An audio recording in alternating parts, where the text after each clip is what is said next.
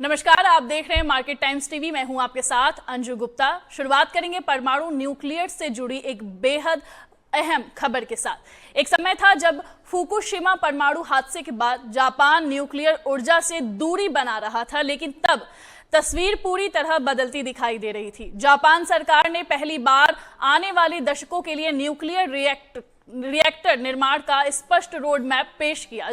योजना के मुताबिक 2040 के दशक तक 2 से 5 पुराने रिएक्टरों की जगह नए रिएक्टर लगाए जाएंगे, जबकि 2050 के दशक तक यह संख्या बढ़कर 11 से 14 तक पहुंच सकती है। ऊर्जा सुरक्षा, कार्बन उत्सर्जन में कमी और बढ़ती बिजली मांग ने जापान को एक बार फिर परमाणु ऊर्जा की ओर मोड़ दिया है। दरअसल 2011 में फुकुशिमा परमाणु दुर्घटना के बाद जापान ने अपने अधिकांश परमाणु रिएक्टर बंद कर दिए थे। उसके बाद देश को बड़ी मात्रा में एलएनजी, कोयला और तेल आयात करना पड़ा। इससे ऊर्जा लागत बढ़ी और ऊर्जा सुरक्षा को लेकर चिंताएं बढ़ी। अब जापान की अर्थव्यवस्था, डेटा सेंटर, एआई इंफ्रास्ट्रक्चर और इलेक्ट्रिक वाहनों की बढ़ती बिजली मांग सरकार को नई ऊर्जा रणनीति अपनाने पर मजबूर कर रही है। इसलिए अर्थव्यवस्था, व्यापार और उद्योग मंत्रालय यानी एमईटीआई ने एक नई नीति का खाका तैयार किया है। 2040 के दशक तक 2 से 5 पुराने परमाणु रिएक्टरों का प्रतिस्थापन, 2050 के दशक तक 11 से 14 नए रिएक्टरों का निर्माण, दीर्घकालीन बिजली आपूर्ति को सुरक्षित करना, आयातित ईंधन पर निर्भरता कम करना, नेट जीरो लक्ष्यों को समर्थन देना। उद्योग जगत खुश क्यों है? जापान के बिजली उत्पादन संगठनों का कहना है कि पहली बार सरकार ने स्पष्ट संख्या बताई है कि भविष्य में कितने रिएक्टर होने चाहिए।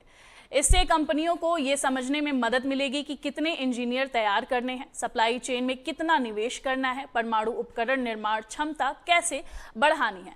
आने वाले समय में, आने वाले दशकों में ये परियोजनाओं की योजना कैसे बनानी है। उद्योग का तर्क है कि अगर सरकार लक्ष्य नहीं बताती तो पूरे सेक्टर में अनिश्चितता बनी रहती है। उद्योग जगत की क्या मांगे हैं? उद्योग जगत का कहना है कि सिर्फ लक्ष्य घोषित करना काफी नहीं है। न्यूक्लियर परियोजनाओं में निर्माण में 10 से 15 साल लग सकते हैं। लागत अरबों डॉलर तक पहुंच सकती है। नियामक मंजूरी में लंबा समय लगता है। इसलिए कंपनियां चाहती है कि सरकारी वित्तीय सहायता, निवेश सुरक्षा की गारंटी, आसान नियामकीय प्रक्रियाएं, दीर्घकालीन ऊर्जा नीति की स्पष्टता, ताकि निजी निवेशक भी इन परियोजनाओं में पैसा लगाने के लिए तैयार हो सके। दुनिया के लिए इसका क्या मतलब है? यह फैसला केवल जापान तक सीमित नहीं है।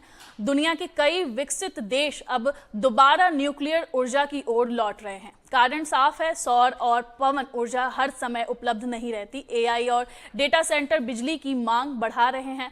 नेट जीरो लक्ष्य हासिल करने हैं। ऊर्जा आयात पर निर्भरता कम करनी है। यही वजह है कि अमेरिका, फ्रांस, ब्रिटेन और अब जापान भी परमाणु ऊर्जा को सुरक्षा के रूप में, महत्वपूर्ण स्तंभ के रूप में देख रहा है। तो कुल मिलाकर फुकुशिमा हादसे के 1.5 दशक बाद जापान एक बड़े ऊर्जा मोड़ पर खड़ा है। देश अब परमाणु ऊर्जा से दूरी नहीं बल्कि उसका विस्तार करने की तैयारी कर रहा है।